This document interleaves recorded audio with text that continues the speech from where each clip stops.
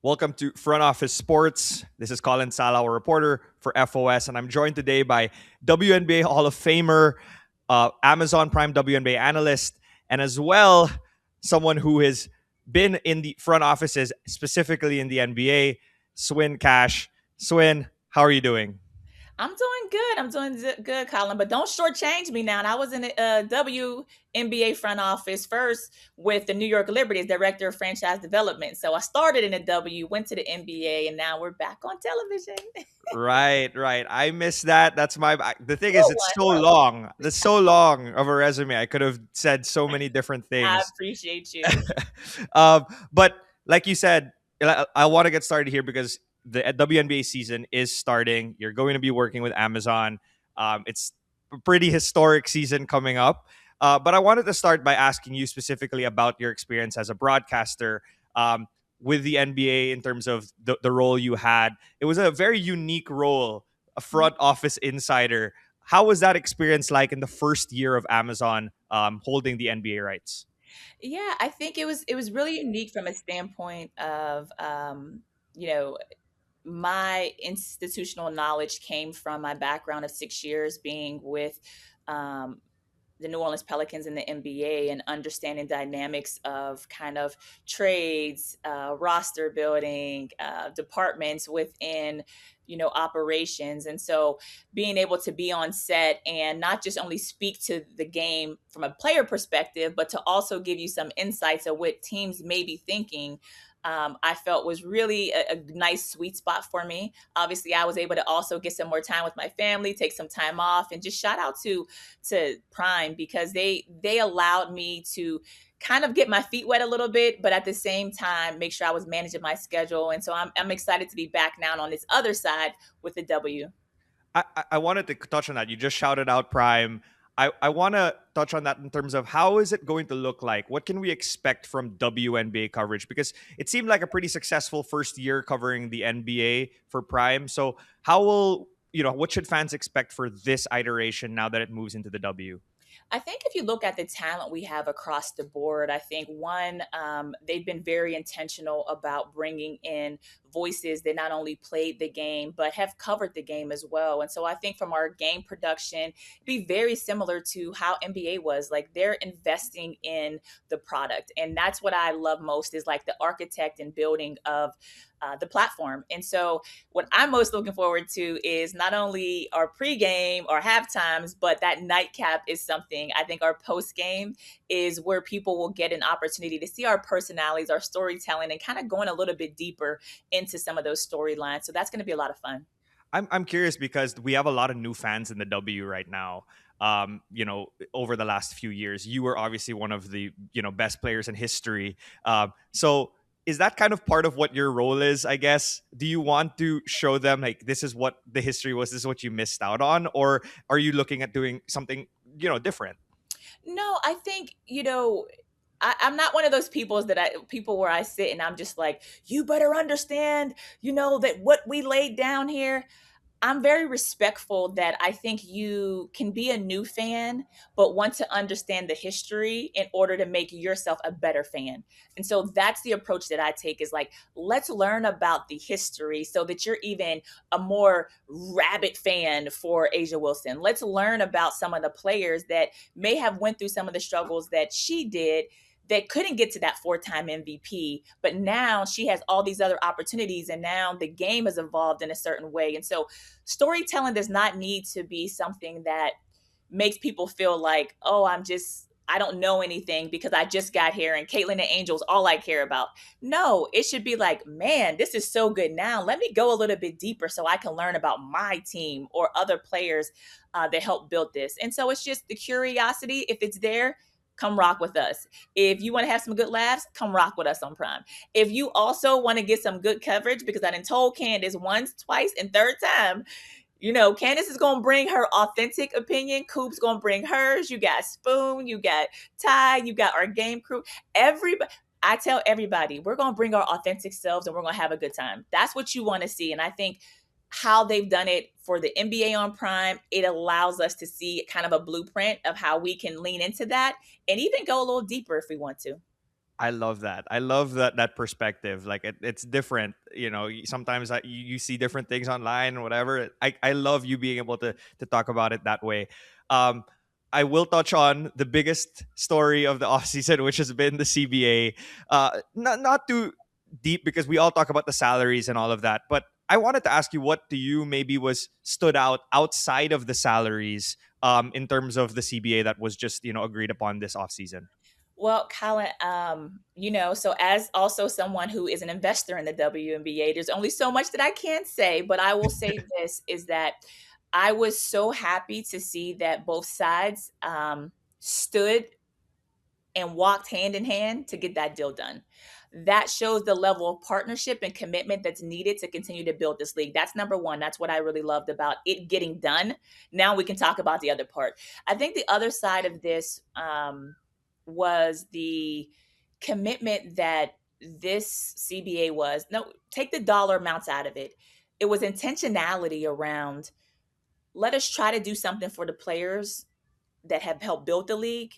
Let us make sure the players today are taken care of. And let us put a blueprint in place for the players that are going to do that next CBA afterwards. It was masterclass in how are we so intentional that we can touch every aspect of the business of the league and still feel that we're in a good place to elevate it. And why I say that is because men lie, women lie, the numbers don't lie. Okay. The money tells you where this league is going. So at the end of the day, the WNBPA has been shouting it very loud, and I give them credit. And they've been saying bet on women. And this CBA was a bet on women. Swin, I can see why you're perfect for TV. You know how to say it well and articulate it, and then you also know how to get the right things that are gonna go through social media or things like that. I love that. But again, you touched on being an investor. I want to talk about that a little bit more later. But you also touched about the next steps for the league. That be kind of laying that groundwork.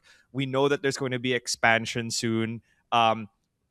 But I wonder if is that what's next? Is that the big thing that's next, or to you, is there other things that you're looking at that could be next in terms of the way the league can continue to develop? Yeah, I think the expansion is now. I don't think it's next. It's already Mm. here. It's happening. This year we have the Portland Fire, we have the Toronto Tempo. And so that's happening now. We'll have three other teams coming in. You have Cleveland, Detroit, and also Philly in the next 3 years. But what I look at is that new frontier. And I think, Kathy has talked about it a little bit, is that international play. I think we've had so many women that have played the game and continue to play the game in their off season overseas. Now, we understand when rivals popped up, we understand AU's popped up and all these other different leagues that are happening in the off season. But there is a fan base that's been built in for decades that have been overseas. I played in China, in Guangzhou and Dongguan. I also played in Praha. I also played in Russia. There's a number of cultural elements, the intersection of international play and WNBA play. I think that that's a viable option, whether it's preseason games, whatever it's going to be. I think that should be something that should be explored because WNBA is no longer just here in the US. It never was really, it was always a destination for the best league in the world. But now the eyeballs is going to be on it. What we're doing on Prime and being in all these other countries and the expansion of the global network, that's where I think the WNBA is going to be heading next. I'm fascinated because by expansion, are you looking at? I know that Kathy's touched on potentially playing games internationally, but there's also the aspect of international players and breeding international players to potentially come to the W. And then to your point, it's there are now leagues that are going like a Project B. That's like we're going to play games abroad. Like I'm fascinated your thoughts on all those different aspects of international play. Which one to you is most striking? I think they all are. I think in different ways. I love how Elena and Project B they're building. I think they're ahead of the curve of understanding the international play because then you have the ability to play in these different countries at a very high level. So not so much a league, but you're basically a moving event, right? That's happening and being able to play. Um, and the exposure, but I think our players, our current players, are international. They are at the Met Gala. They are the ones that are on TV. They have their followings, and so to maximize even their potential and their exposure. You have to show them and show the basketball level and then show the personalities international. And I think it's up to us a little bit too. I think how we storytell, how we talk about our players, we're going to have even more eyeballs on us in studio, some of our content we put out. But from the international standpoint, the off season is going to probably start looking interesting over the next couple of years. I wouldn't be surprised. I would like to see, and listen, don't get me in trouble, Colin. This is not inside information I'm giving you. This is my opinion Yeah. of a person that travels a lot. I just was in Dubai at the World Sports Summit over New Year's and seeing like this global kind of intentionality around kind of sports. I see the WNBA playing a vital role in that. Okay, so I'm gonna clip that. Make sure that that's gonna go viral. I'm kidding. No, Um, don't get me in trouble, Colin. I appreciate that perspective. One thing I there's so much I want to talk to you about because you have so much perspective. I'm trying to make sure that we go by this as quickly as possible. But you Yep. said you have NBA and WNBA front office work, right? You've worked in both sides. Now the new CBA, it's very different. I assume there's going to be a lot of differences. The Epic deal. I'm curious to you when you how does these how are these changes going to affect the way that a WNBA front office is run? Yeah, it's they're gonna have to adapt. They're gonna have to adapt. I think in the past it's easier to balance. You're looking at a cap and you're at a million five or so, and it jumps right. And so now you have to explain trades. You have to explain why you're building the roster out. People weren't asking those questions before. I think the CBA now puts a different level of eyeballs or perspective, and fans want to know. I think you look at recently some of the decisions made, whether it was with the Valkyrie or with the Liberty, and fans want to have questions. But now the front offices are going to have to get in front of a mic, and you're going to start asking them more questions. I'm used to seeing it all the time on the NBA side, but I think now what WNBA front offices are realizing is like, okay, the game's changing for us too, and that's okay. It's part of it. Everything's evolving. I love that. Like now it's like there's really a spotlight, but that's the accountability that they're gonna have to answer to, I guess, at this point. You mentioned that you were an investor in the league. I wanted to touch on that very quickly because that was in 2020, I believe, the $75 million capital raise. Looking back at it now, 6 years later, like what's your perspective on all of that that's happened already? One of the best investments I've made. Yeah, I would say, I'm thankful, and I'm really happy to be a part of this group, and having had the opportunity a lot of times for women, especially for me, women and women of color, to have an opportunity to sit at some of these tables and have opportunities like this. I don't take it for granted, and to also bring a voice as a former player into those rooms and having those conversations. I was talking to Baron Davis about this when we both were in Dubai over New Year's, and it's like, a lot of times the NBA guys have gotten opportunities like that. For me, as someone in the W, now people are realizing that WNBA players not only are here to do brand deals, they're here to have equity deals, they're here to be involved and sit at different positions. And so when I think about my position on Prime, it shows young women and young girls what's possibility. When I think about as an investor, it shows these next level of players that are coming into the league that'll have more money and make more money in a couple years than I made my whole entire WNBA career, that they can sit at these tables and have investments. And some of them who even have investments in soccer teams and volleyball teams, all these things. The women are changing the game because they're becoming a CEO of me, and they're understanding their brand and their business. And I love that. I love it. I know a lot of former players love it as well. And it's just going to make it so much better for the future of our game. There's been some, I guess, thoughts that that capital investment has kind of maybe put a stranglehold on the league in terms of the way that the last couple of years have been made. Like, I'd love to know what your thoughts are on that perspective. Now that we're 6 years later. Yeah, I don't give it too much thought. I think from a business standpoint, Kathy has, and the league have been very intentional of growing the game, and I think we have to give some credit to that. I don't think anybody had a globe or a ball to say whether it's right or wrong. I think that you can look at it and say the investment has helped tremendously in different ways. And the WNBA is hitting right now when it's supposed to. And so that's part of investment, right? You take capitals. As a business owner myself and owning kind of She's Got Time and how we're building for women with careers in sports and adjacent industries, we understand like what it is to take funding or to have partners, and you sit and you make those decisions every day, but you're always making them from a position of wanting to grow the business. And I think that was a decision that was made. Happy to be a part of the group. And again, the league is growing. We have 3 new teams coming in. You're asking me about international play. So I don't think that anything is necessarily bad. I think it's just opportunities that lie ahead for us. A couple more for you. One of the expansion teams is in Detroit, the team that drafted you. They don't know yet what the name is. I'd love to just know, I guess, first, just broadly your thoughts on Detroit, having a team again. And then secondly, would you want them to have that name, the Shock, back? Yeah, so a couple of things, right? And I've gotten asked this question, and this might be the second time I've really answered it, or maybe the first. I don't know. Exclusive Hey, stuff here, exclusive. Colin. Okay.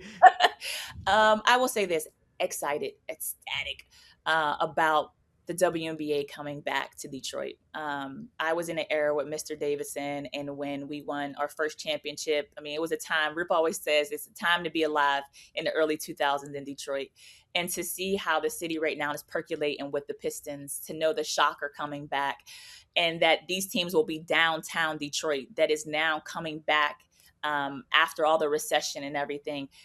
I think the women are going to have a powerful voice and play a vital role, like in that community, like it's always done. In regards to the name, the history is there. I don't care who owns the name of the Shock. The blood, sweat, and tear by the women who played in those jerseys and it hung those banners, that needs to be there. So whether you own it or don't, you don't own what we were able to accomplish. So do I want the name to come back? I would love to see it. If the name changes, does it change the history of the game? No. And so what I would like to see is more people that are talking about that era of Detroit that happened. And I was there for 2 of the championships. They actually won 3. And I don't think we talk about them enough. So I would like to see people, I don't care who owns the name, you can still speak about a team that had a great legacy and that was a vital part of building the WNBA. So I said what I said, and I'm excited about the return for Detroit, but they play a special part in my heart because they drafted me there, and I always have respect for Detroit. So what up, though? 313. I can't wait to see that on Amazon, on Prime. On Prime, we're definitely gonna see you talking about this on Prime Video. Maybe a Um, little bit. Maybe a little bit. maybe a little bit. Um, I, one more question I really wanted to ask was about kind of you mentioned empowering women and empowering the WNBA players now with the CBA and just generally in the investment that you made. One thing that we're seeing in the NBA among NBA players is kind of taking on front office roles in the college ranks or investing in NIL in the college ranks. Like, I'm curious if you know or have heard anything of that possibility between WNBA players, whether ex or current WNBA players, about taking front office roles in college or investing in NIL.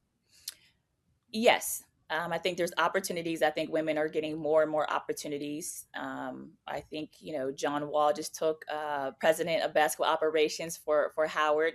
And it was funny because my husband follows all of it. And he's like, wait, explain to me what that is. And so I was explaining to him where the structure in college is actually going to this professional level. We have GMs, we have presidents, we have all the things. But do I imagine that other WNBA women will have those same opportunities? Yes, I do. I do. I think there's so much money coming into college with NIL that you want to get people who not only understand the game, understand building, team building, roster building, and that also can listen. It's recruiting now. Like, recruiting has changed a lot.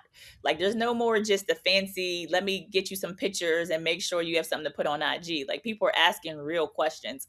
And so that's going to be really interesting. I mean, I a few years ago, I knew that it was changing when we were sitting at the combine and we were interviewing a kid, and I won't say who it was, but we were interviewing a top pick, and somebody in the room asked a crazy question, which I thought was crazy, and asked, like, what are you going to do with your first check? Like, buy your mom a new house? And in my brain, I'm like, he's already been paid. And so he immediately said, "Oh no, I got my mom a house like last year." And it floored some of the people in the room who weren't there yet. Now, obviously, everyone is there, but to have a young person in college just there and tell you they just got their mom a house last year and like they're good. That's not what they're doing with their first NBA check. It's like your questions start changing now. Like you're in these rooms, and to be a part of that, I think back to that and say, look, it's changing so fast year after year. You just got to try to keep up. I appreciate that. I thank you so much. I love being able to talk to you. It's very obvious that like I could go on and talk to you about this for an hour and a half, and hopefully I will get that chance again eventually. But we're right on time, so thank you so much. When we're so excited to see you at as a WNBA analyst for Prime Video. Thanks for joining us at Front Office Sports. This has been Colin Salau.